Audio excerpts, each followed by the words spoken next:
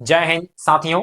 मैं हूं बिट्टू इब्राहिम। तो आज के इस वीडियो में हम लोग बात करेंगे कि कैसे यूएस और इजराइल के द्वारा स्टार्ट किया गया वार कैसे ही उसके खुद के ऊपर भारी पड़ रहा है। ठीक है ना, क्योंकि यूएस बुरी तरीके से फंस चुका है ईरान में। जो हाल रसिया का यूक्रेन के साथ हुआ वही सेम हाल यूएस का और इजराइल का अभी ईरान के साथ होने वाला है। कैसे कैसे होने वाला है और इस कंडीशन में भारत के ऊपर क्या असर पड़ रहा है, भारत की अर्थव्यवस्था के ऊपर क्या असर पड़ रहा है और हमारे प्रधानमंत्री क्या कर रहे हैं, बारी बारी इस वीडियो में जानने का प्रयास करेंगे। देखिए, सबसे पहले आप ये देखिए कि ये है क्या है, ईरान है। और ईरान के नीचे आप ये देख रहे हैं क्या, पर्शियन गल्फ। और पर्शियन गल्फ के बगल में ये जो पतला सी जो नैरो सा जो ये है रास्ता है, इसको क्या बोलते हैं, स्टेट ऑफ हार्मुज। और इसी स्टेट ऑफ हार्मुज से दुनिया का लगभग 20% ऑयल जाता है। यानी दुनिया का 20% ट्रेड क्या होता है, इसी पतले रास्ते से होता है।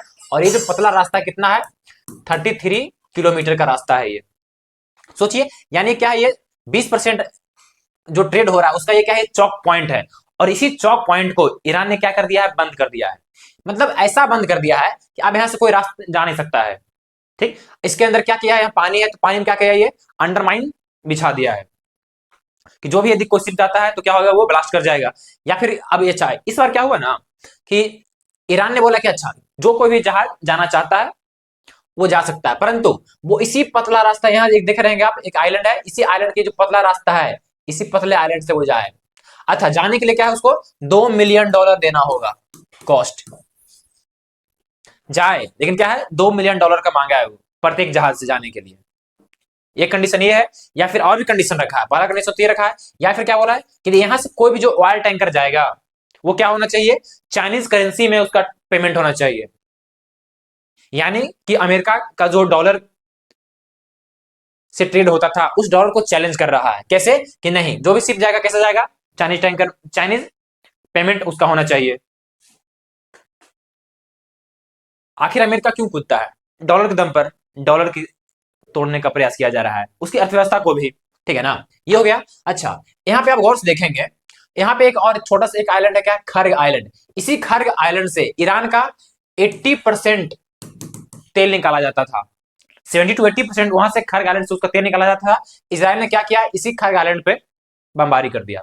जब बमबारी किया तो अमेरिका ने क्या बोला, डोनाल्ड ट्रंप ने ट्वीट करके कहा कि नहीं, मुझे बिना बताए हुए उसी खर्ग आइलैंड पे बमबारी किया गया था, इस कारण से मेरा कोई वहां लेना देना नहीं है। ये सारा जो है प्लान है, किसका है ये, नेतन्याहू का है। वो भी क्यों है, क्योंकि वहां अपना पावर बचाना चाहता है। ठीक, अच्छा, इन सब के कारण सवाल है कि हमारे ऊपर क्या असर पड़ रहा है। हमारे ऊपर असर ये पड़ रहा है, आप यहाँ देखिए, हमारे ऊपर ये असर पड़ रहा है कि $1 का कीमत ₹94 हो रहे हैं। रुपया क्या है, दिन प्रतिदिन कमजोर होता जा रहा है। आप इसी महीने देखिए गौर से, मार्च के महीने में, ये जब 1 मार्च को था तो हमारा रुपया कितने पे था, ₹91 पे था। और आज 23 दिन हो चुके हैं। ठीक है ना, 22 दिन में क्या हुआ है, ₹3 हमारा खसक गया है रुपया। रुपया दिन प्रतिदिन क्या हो रहा है, नीचे डाउन गिरता जा रहा है। ठीक, अच्छा, अब ईरान के बहुत सारे साइट पर अमेरिका के द्वारा और इजराइल के द्वारा क्या हुआ, हमला किया गया। उसके बाद ईरान ने क्या किया, जितना जो मिडिल ईस्ट कंट्री था, गल्फ कंट्री था, सब गल्फ कंट्री पर अटैक कर दिया। जहां जहां उसका ऑयल रिजर्व था, जहां जहां से उसका तेल निकलता था, जहां जहां से वो तेल को क्या करता, एक्सपोर्ट करता था, हर जगह। जैसे आप देखिए, ये फुजेरा पाइपलाइन यूएई का है, उस पर भी अटैक किया गया। ये जो ईस्ट वेस्ट पाइपलाइन है सऊदी अरेबिया का, वहां भी अटैक किया गया। इसका जो ये यानबू पोर्ट है, यहाँ भी अटैक किया गया। इसका जो ये नॉर्थ का पोर्ट है, इधर भी अटैक किया गया। मतलब कि हर जगह अटैक किया गया। और सबसे ज्यादा जो अटैक पहुंचाया गया, जिससे क्या भारत को बहुत ज्यादा नुकसान होने वाला है, भारत का जो एनर्जी क्राइसिस आने वाली है, वो क्या क्या है, कहां पे, इस नॉर्थ फील्ड पे। एक्चुअली हुआ क्या कि ये देश है कतर, और कतर से क्या है ना कि हमारा सबसे ज्यादा नेचुरल गैस यहीं से आता है, कतर से ही आता है। भारत का 80 to 90% जो नेचुरल गैस हम लोग इंपोर्ट करते हैं वो अकेले कतर से आता है। सोचिए हम लोग कितना हैवीली डिपेंडेंट है इस कतर पे नेचुरल गैस के लिए। और इसी नेचुरल गैस उसका जो निकलता है, कहां से निकलता है, उसका इसे नॉर्थ फील्ड से निकलता है। एक्चुअली जो पूरा इलाका है ये है, ये है। ठीक है ना, इसमें जो ऊपर का जो एरिया है ये साउथ पास, ये है, आता है ईरान के कब्जे में है। ठीक है ना, इसको ईरान करता है। और ये किसके है, कतर के कब्जे में है। तो ईरान वाले साइड पे क्या किया गया, इसराइल ने अटैक किया। ईरान ने बदले में क्या किया, इस नॉर्थ फील्ड पे अटैक कर दिया। अब जब नॉर्थ फील्ड पे अटैक कर दिया गया तो ये हमारे लिए क्या है, एनर्जी क्राइसिस बन रहा है। क्योंकि हम लोग क्या है, अपना मैक्सिमम जो एलएनजी है, ठीक है ना, लिक्विड नेचुरल गैस, वहीं से मंगाते हैं। ठीक है। अब आप देखिए, जब भारत ने ऑपरेशन सिंदूर किया था, ठीक है, जब भारत और पाकिस्तान का लड़ाई चल रहा था, युद्ध चल रहा था, एक्चुअली युद्ध करना सही कहना सही नहीं होगा, क्योंकि वो तो एक ऑपरेशन था, ठीक है ना। उसमें डोनाल्ड ट्रंप चिल्लाते फिरते थे, ठीक है ना, कि इंडिया और पाकिस्तान के ऑपरेशन में 8 फाइटर प्लेन गिरा। जबकि भारत का एक ही फाइटर प्लेन लगभग नहीं गिरा था, ठीक है ना। परंतु आप यहां देखिए कि क्या हेडलाइन लिखा है इकोनॉमिक टाइम्स वालों ने, कि Trump once claim 8 plane crash in India Pakistan war. ठीक, रिपोर्ट से US lost 16 aircraft in Iran war. मतलब कि वो क्लेम कर रहा था हमारे बारे में और पाकिस्तान के बारे में कि ठीक है ना, इंडिया और पाकिस्तान का टोटल 8 प्लेन गिरा है, खुद का 16 वो गिर गया है। तो ये कंफर्म है ये, इसमें तो वो क्लेम कर रहा था ओनली, इसमें क्लेम है, यहाँ कंफर्म है 16। 16 कहां, 16 तो पहले गिरा था, ठीक है ना। एक और गिर गया है, कौन सा, F-35। टोटल मिला के हो गया है 17 प्लेन उसका गिर गया है। उसमें से एक F-35 भी था, हालांकि एक F-35 के बारे में आपको आगे बताएंगे इसी वीडियो में, ठीक है। सोचिए, पहली बात तो ये जो एडिटर होगा लिखने वाला इकोनॉमिक्स टाइम्स का, ये बहुत ही ये क्या कमाल का लाइन लिखा है कि एक समय वो क्लेम करता था, मतलब कि वो सटायर की बेइज्जती है इसमें, ठीक है ना। अब देखो, जैसे ये देखो, ये बंदरा का मुंह देखो, ये राष्ट्रपति कम बंदर नियर ज्यादा लग रहा है। तो शुक्र मनाओ कि अमेरिका का राष्ट्रपति, इस कारण से इसको कोई कुछ नहीं कर रहा है। गलती से किसी और कंट्री का राष्ट्रपति रहता ना, कोई छोटा मोटा कंट्री का, इसको सब जिंदा मारना, गर्दा मार मारता। सबसे पहले ईरान ने जो तबाही मचाना चालू किया, वो अमेरिका के जो एयर डिफेंस सिस्टम है, पहले उसको तोड़ा, ठीक है। अमेरिका का एक बहुत ही फेमस एयर डिफेंस सिस्टम है थार्ड, ठीक है। ये पूरा आप देख रहे हैं, ये पूरा थार्ड का ये लॉन्चर है, ठीक है। ठीक, थार्ड एयर डिफेंस सिस्टम है क्या, आपको बताते हैं। इसका इसका नाम देखिए क्या है, terminal high altitude area defence. यानी कि क्या है ये, यदि मान लिया जाए कोई अंतरिक्ष से कोई बैलिस्टिक मिसाइल आ रहा है, ठीक है ना, कितना ऊंचा से इसका जो रेंज है लगभग, जिससे मान कोई ऐसे करके आ रहा है क्या, मिसाइल आ रहा है, ठीक। और इसका जो जमीन से यानी कि अर्थ से जो इसका जो दूरी है, मान लेते हैं 20 किलोमीटर ऊंचा से आ रहा है, उसका जो हाइट है क्या, 20 किलोमीटर, 30 किलोमीटर, 50 किलोमीटर, ठीक है ना, उतना हाइट से आ रहा है, उतना हाई एल्टीट्यूड से आ रहा है। तो उस हाई एल्टीट्यूड वाले बैलिस्टिक मिसाइल को मारने के लिए ये थर्ड डिफेंस सिस्टम बनाया गया है, ठीक है ना। अच्छा, इसमें आपको आप बताते हैं, आइए अब आपको इसके कंपोनेंट के बारे में बताते हैं। सबसे पहले उसमें क्या है, ये रडार लगा हुआ है, और ये जो रडार है सबसे पहले क्या करता है, यदि कोई बाहर से मिसाइल आ रहा है तो सबसे पहले उसको क्या करता है, ये डिटेक्ट करता है कि हाँ ये जो है दुश्मन का क्या है, ये मिसाइल आ रहा है, ठीक। फिर इसको क्या करता है, डिटेक्ट, ये उसको डिटेक्ट करता है। डिटेक्ट करने के बाद ये सारा इंफॉर्मेशन कहां देता है, कंट्रोल यूनिट में देता है, जहां पे कंट्रोल यूनिट में क्या होता है, कम्युनिकेशन सपोर्ट सारा इसका लगा हुआ है, कि हाँ ये बताता है कि हाँ इसका दुश्मन का है कि हमारा है। क्योंकि रडार में क्या पता करता है कि हाँ कौन कौन आ रहा है, अपना भी आ रहा है उसको भी पता करता है, दूसरा का आ रहा है दुश्मन का उसको भी पता करता है। फिर यह इंफॉर्मेशन किसको देता है, इस कंट्रोल और कम्युनिकेशन सपोर्ट वाले को, ठीक है ना। ये जो कंट्रोल यूनिट है उसमें क्या है कि अब ये डिसीजन लेगा कि हाँ वो जो आ रहा है वो हमारा अपना है या फिर क्या दुश्मन का है। यदि अपना है तो ठीक है, कोई दिक्कत नहीं है, ठीक है। परंतु हाँ दुश्मन का है तो उसको क्या करता है, अटैक करना है। अब अटैक करने के लिए अब ये किसको देगा, अगला ये देगा लॉन्चर को। अब इसी लॉन्चर में ये रहता है क्या, इसका इंटरसेप्टर। और ये इंटरसेप्टर आप देख सकते हैं कितना बड़ा है, 6.17 मीटर का है। इसका हाइट कितना इंटरसेप्टर का, 6.17 मीटर। और ये पूरा सिस्टम जो थर्ड मिसाइल डिफेंस सिस्टम है, इसको पूरा बनाने में $1 बिलियन का कॉस्ट आया लगभग। सोचिए, यानी कि 10,000 करोड़ रुपए के लगभग इसको पूरा बनाने का है, कॉस्ट लगा है। और इसको मार के तोड़ दिया ईरान ने, वो भी मात्र अपने ड्रोन से, ठीक है। और ऐसा ऐसा जो लॉन्चर है, ठीक है ना, ये और ये इसका लॉन्चर है। और ऐसा ऐसा लॉन्चर, एक बैटरी में 6 लॉन्चर होता है, और एक लॉन्चर में देखिए 1 2 3 4 और 4 उधर, यानी क्या है वो 8 गो, यानी टोटल क्या है इसमें 48 इंटरसेप्टर लगेगा। यानी कि क्या है, ये 48 मिसाइल को मार सकता है एक बैटरी। और एक बैटरी का कॉस्ट कितना है, $1 बिलियन। देखिए कितना महंगा है, ठीक है ना। ये उसका रहा पूरा सिस्टम, ठीक है। चलिए यहां देखिए, है ना, 48 इंटरसेप्टर, ठीक। अब चलते हैं आगे, ठीक। उस पर तो बहुत कूदता था, लेकिन ईरान ने क्या किया, उसको तबाह कर दिया। अमेरिका एकदम चीज पर और कूदता था, बहुत ज्यादा इसको अपने इस चीज पे गर्व था, ईरान ने इसको भी इंटरसेप्ट करके उसको गर्भवती बना दिया। ठीक है ना, ये है अमेरिका का F-35। ये अस्ट्रियल फाइटर जेट है, 5th जनरेशन का फाइटर जेट है। ये रडार के पकड़ में नहीं आता था, लेकिन रडार के पकड़ में नहीं आएगा। इसका जो इंजन से हीट निकलेगा, उस हीट को तो डिटेक्ट कर ही सकता है थर्मल से, ठीक है ना। तो इसको क्या किया ईरान ने, डिटेक्ट करके उड़ा दिया। उड़ाया तो उसका पायलट हालांकि सेफ बच गया, परंतु ठीक है ना। आपको बताते हैं F-35 प्लेन के बारे में।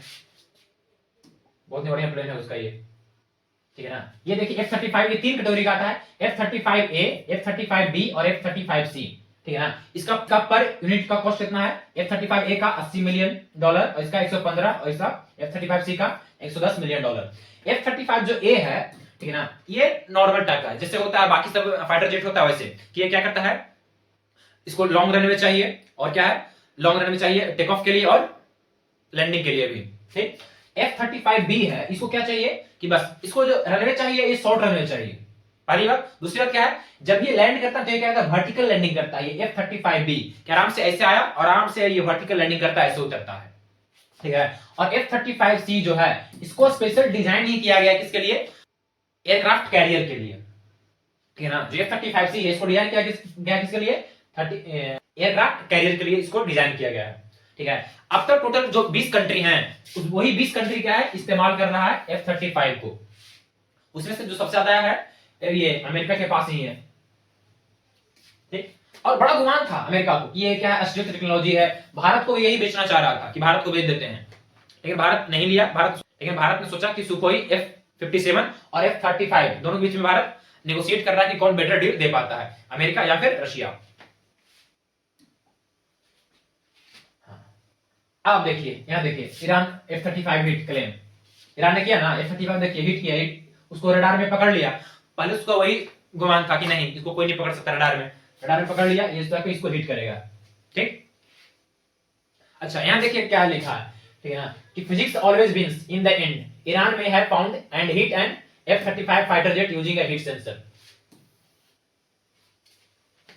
फिजिक्स ऑलवेज विन, फिजिक्स का नियम कभी भी फेल नहीं हो सकता, ठीक है ना। उसने क्या किया, हीट सेंसर डिवाइस से उसको क्या किया, डिटेक्ट कर लिया, उसका इंजन निकलेगा, मतलब भाई तो हीट तो निकलेगा नहीं जब इंजन है, तो पकड़ लिया,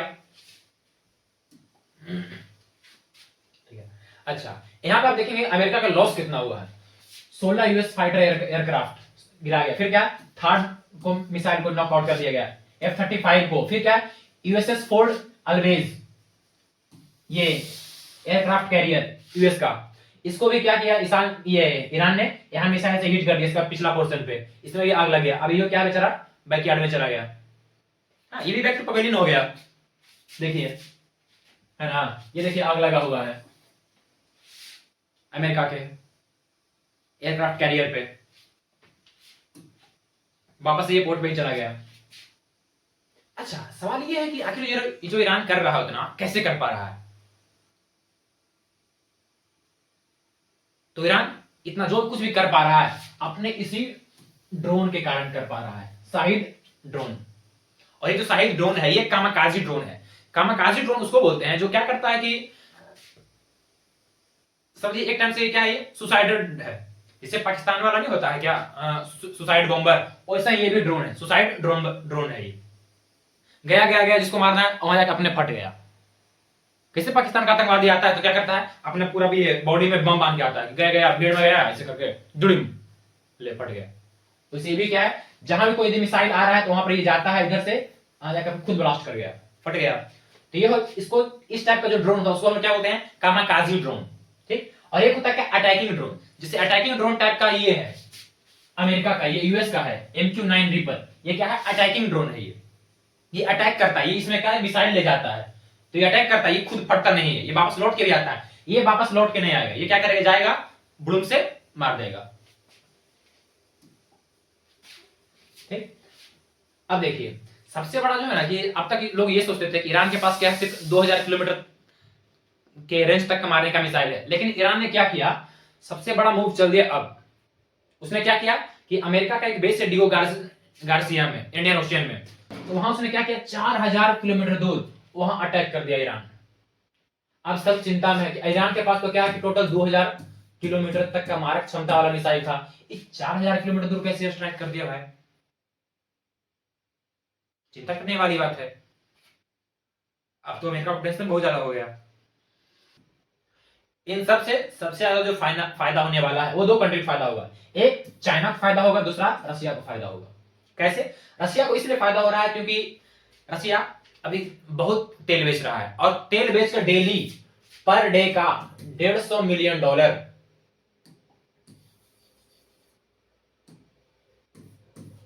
$150 मिलियन छाप रहा है वो।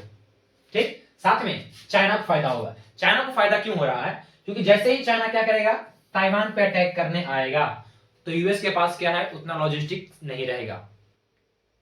उसके पास जो उतना बम वगैरह है वो नहीं रहेगा डिफेंस करने के लिए, क्योंकि उसका सारा जो स्टॉक था वो स्टॉक तो ईरान में फंसा रह जाएगा। और यदि ईरान वॉर बहुत लंबे दिन तक चला, 2 महीने, 3 महीने, 4 महीने, यदि सालों चला, तब तो सबसे ज्यादा फायदा इसी को होने वाला है। क्योंकि जैसे ही अटैक करने आएगा, कोई बचाने नहीं आएगा उसको, क्योंकि यूएस वहीं उलझा हुआ है ईरान में, तो यहाँ कैसे बचाने आएगा? ठीक, अच्छा। यहाँ का जो साउथ कोरिया में जो सियोल है, सियोल का जो थर्ड एयर डिफेंस सिस्टम था, ये भी क्या है, लेके चला गया मिडिल ईस्ट में ही, गल्फ कंट्री में ही लेके चला गया US third air defence system. अब यहाँ से क्या कर रहा है पगला किम उन जो ये मार रहा है जापान पर मिसाइल, जापान के ये इधर सीएम जापान में मिसाइल मार रहा है, टेस्ट कर रहा है। ले, अब जापान वाला बेचारा पैनिक में है कि ले मालिक ये क्या हो गया, तुमने हमारे एरिया से डिफेंस सिस्टम क्या हटाया, ये हमारे पर अटैक कर रहा है। ठीक है, ठीक, अच्छा। ये पगला क्या है ना, बड़ बोला बहुत है, इसको कब कहां कैसे क्या बोलना है पता नहीं है। ये अपने आप के इगोइस्टिक व्यक्ति है, ठीक है, अहंकार में जी रहा है। जैसे एक इंटरव्यूअर ने, पत्रकार ने क्या पूछा, ये जो है ये जापान का पीएम है, बैठी हुई है, ठीक है।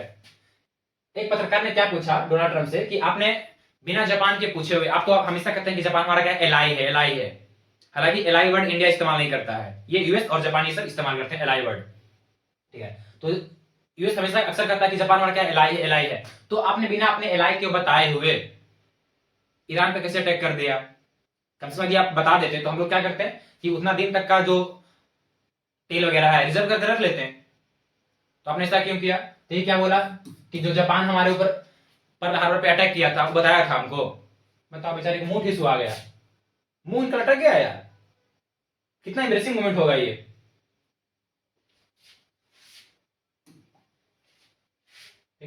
अच्छा, जब ये इतना कर रहा है तो उधर अफगानिस्तान ने क्या किया, जैसे आप देख सकते हैं ह्यूमनिटी कितना ज्यादा हत्या की गई, ठीक है ना, यहाँ पे इंसानियत मारा गया है। सबसे पहले आप देखिए कि ये यूएस और इजराइल दोनों मिलकर क्या किया, हालांकि आई थिंक ज्यादा जो उम्मीद है वो क्या है, इजराइल किया होगा वो अटैक।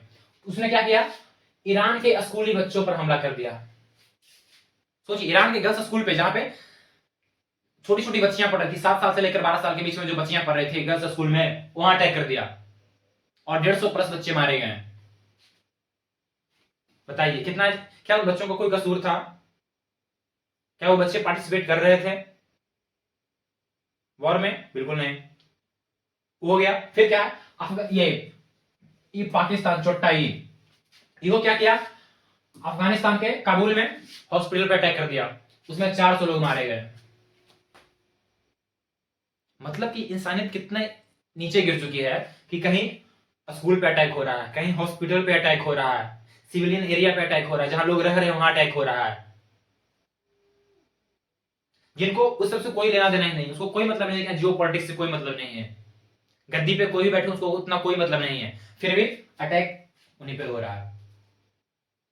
देखिए ना, ये स्कूल का बैग लिए हुए है, ये स्कूल का बैग निकल रहा है, शर्म भी नहीं आता है।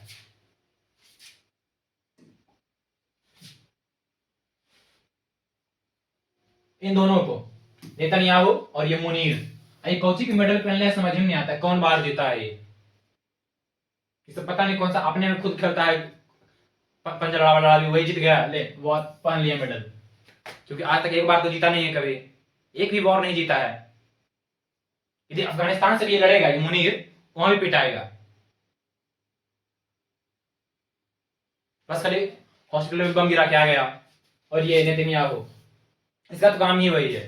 नेतन्याहू को आप जहां भी देखेंगे, चाहे वो गजा में गिरा, वहां भी हॉस्पिटल पे बम यही गिराता है, ईरान में स्कूल पर बम यही गिराया, हर जगह।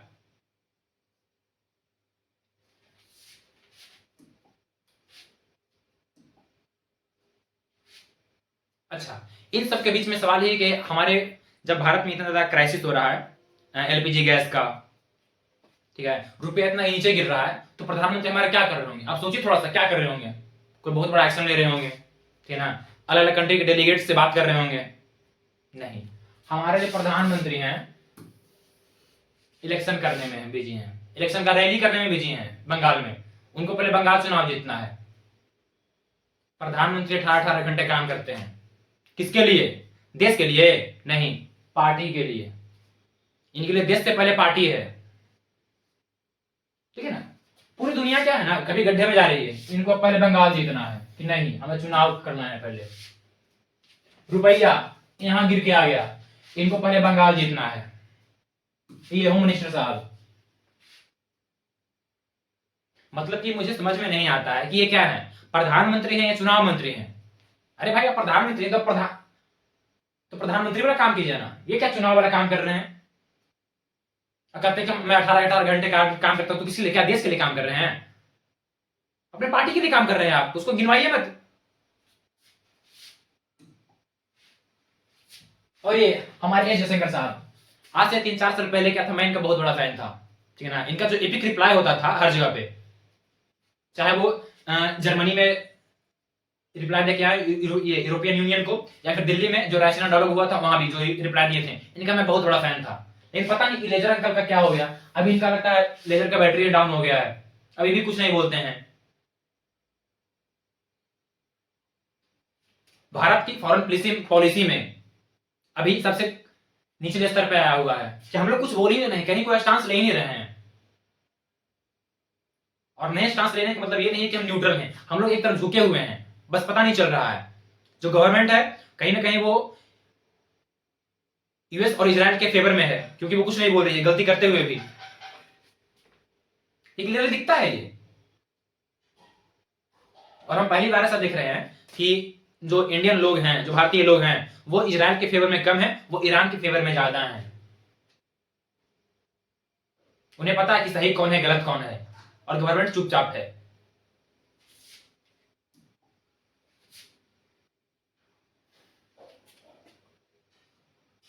और सबसे ज्यादा फायदा तो इस वॉर से पुतिन अंकल बहुत खुश हुए होंगे कि वाह, जैसे हम यूक्रेन में उलझे हुए हैं, वैसे ही क्या है, अमेरिका भी ईरान वार में उलझ जाएगा। ये चाहते भी वही है। इसको बहुत फायदा हो रहा होगा, अंकल ऑफ कोरोना को।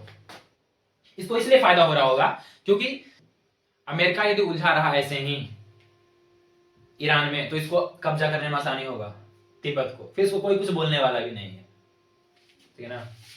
तो उम्मीद करते हैं कि आपको इस वीडियो से काफी कुछ जानने को सीखने को मिला होगा।